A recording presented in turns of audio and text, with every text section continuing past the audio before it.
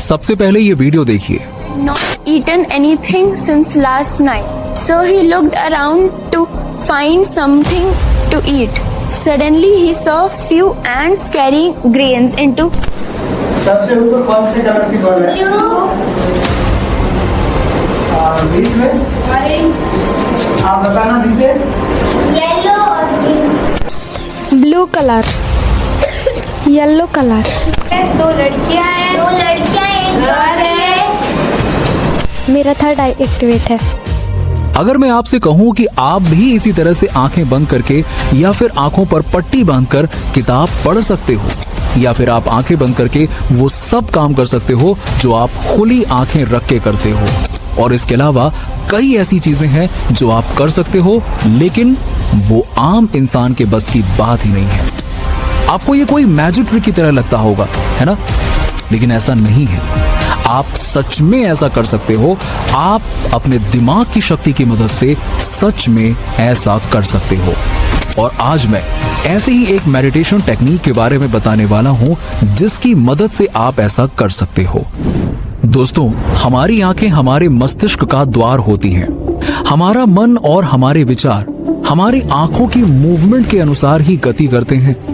जब हम हमारी आंखों की गति को स्थिर कर लेते हैं तो हम हमारे विचारों और मन की गति को भी स्थिर कर लेते हैं। अगर आप आंखें बंद करके मेडिटेशन करते हो तब भी आपकी आंखों के मूवमेंट तो होते ही रहते हैं। जब तक आप अपनी आंखों के मूवमेंट को कंट्रोल नहीं कर पाओगे तब तक आप किसी चीज पर अच्छी तरह से फोकस ही नहीं कर पाओगे।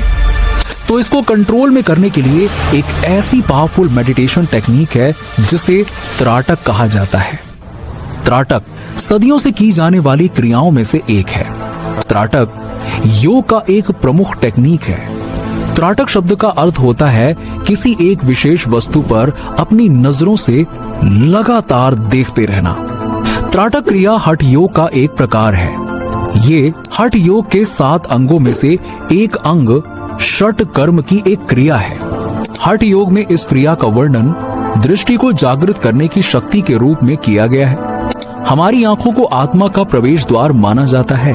त्राटक साधना द्वारा आंखों को आत्मा और मन के बीच संपर्क स्थापित करने के लिए प्रयोग में लाया जाता है। त्राटक मेडिटेशन शरीर को शक्ति और शुद्धि प्रदान करने के लिए की जाती है।